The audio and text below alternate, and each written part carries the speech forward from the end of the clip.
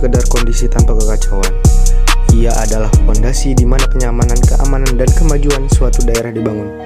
Namun, di era digital ini, bagaimana penegak perda bertransformasi? Halo, Sampurasun. Saya Aris Misbal Khair, aparatur sipil negara pemerintah Kabupaten Cirebon. Sebagai Pranata Trantibum di Seksi Sumber Daya Aparatur pada Satuan Polisi Pamung Praja Kabupaten Cirebon.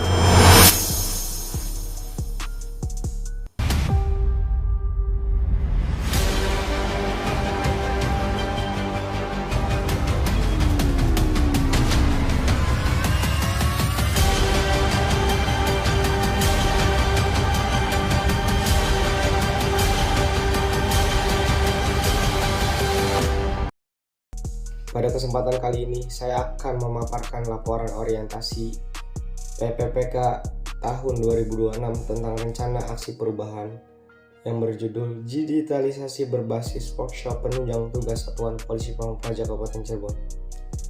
Gagasan ini didasarkan pada amanat Undang-Undang Nomor 20 Tahun 2023 tentang ASN, Keputusan Kepala LAN Nomor 289 Tahun 2022, serta Peraturan Bupati Nomor 136 Tahun 2023 mengenai tugas fungsi Satpol PP. Maksud utama dari kegiatan ini adalah membentuk sikap kerja yang profesional, humanis, responsif, serta mampu menerapkan core value ASN berakhlak secara optimal di lingkungan Satuan Polisi Pamung Praja Kabupaten Cirebon. Bapak Ibu, mari kita lihat kondisi di lapangan saat ini dibandingkan dengan target yang ingin dicapai secara real. Kemampuan digital anggota Satpol PP dalam mengelola administrasi, pelaporan, dan koordinasi di lapangan masih belum optimal. Ditambah lagi, belum ada workshop yang terstruktur dan berkelanjutan. Di sisi lain, kondisi ideal yang kita harapkan adalah seluruh personil mahir memanfaatkan aplikasi koordinasi taktis dan sistem pelaporan penegakan perda yang terintegrasi secara cepat dengan batas waktu respon maksimal 1 kali 24 jam. Kesenjangan inilah yang melatar belakangi pentingnya langkah transformasi nyata. Melalui analisis hambatan yang lebih dalam, kita mengidentifikasi 3 akar permasalahan utama, yaitu rendahnya kompetensi digital personil, absennya peta kompetensi SDM, serta diklat yang belum tepat sasaran akibat kurangnya data kebutuhan terukur. Berdasarkan analisis prioritas menggunakan metode USG atau Urgency, Seriousness, and Growth, masalah belum optimalnya kemampuan digital anggota Satuan Polisi Pamung Praja memperoleh nilai tertinggi, yaitu 15 poin. Oleh karena itu, isu inilah yang harus kita intervensi melalui inovasi yang tepat guna dan strategis. Sebagai solusi konkret atas permasalahan tersebut, saya mengajukan gagasan inovasi berupa workshop digitalisasi penunjang tugas Satuan Polisi Pamung Praja. Inovasi ini dirancang menggunakan pendekatan bertahap selama 5 tahun ke depan, agar perubahan terjadi secara struktur dan berdampak nyata. Strategi ini ditopang oleh 4 pilar utama, yaitu pelaksanaan workshop praktis, pembuatan database, pemetaan kompetensi aparatur, pengembangan sistem pelaporan digital respon cepat, serta implementasi koordinasi taktis digital berbasis live tracking saat patroli di lapangan. Bagaimana rencana ini dijalankan? Kita mulai pada bulan pertama, yaitu dengan fase persiapan dan perencanaan. Fase ini mencakup 4 langkah strategis, yaitu melakukan analisis gap digital, menyusun kurikulum modus berbasis tugas dan fungsi Satpol PP, menyiapkan aplikasi dan perangkat pendukung, serta mensosialisasikan pembentukan tim pelaksana. Target yang akan kita tuju adalah di bulan ini, yaitu menyusun database kompetensi awal dari total keseluruhan personil.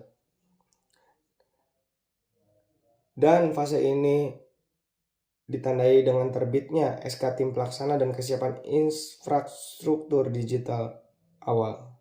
Ya, Bapak Ibu, bayangkan sebuah situasi darurat di mana laporan pelanggaran ketertiban umum masuk. Namun, petugas di lapangan kehilangan arah. Keterlambatan aduan laporan karena koordinasi manual yang masih lambat. Hari ini kita mengubah hal tersebut pada Kesempatan kali ini kita akan melihat bagaimana kesiapan personil Satuan Polisi Pamung Praja tidak hanya duduk mendengarkan teori, melainkan langsung memegang kendali sistem pelaporan digital secara real time. Masuk ke bulan pertama dan kedua, kita beralih dari fase pelatihan dan implementasi. Disinilah aksi nyata dimulai.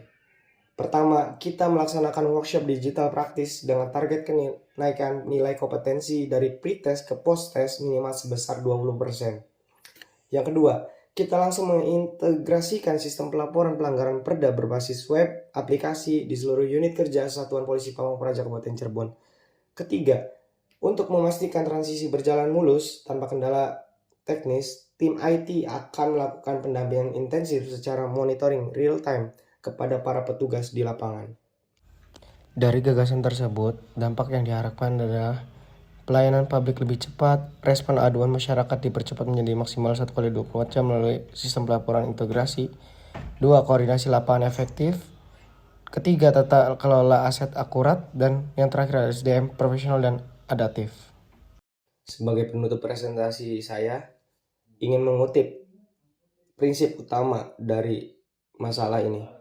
Digitalisasi bukan lagi sekedar pilihan, melainkan kebutuhan mutlak untuk meningkatkan efektivitas, transparansi, dan kecepatan pelayanan.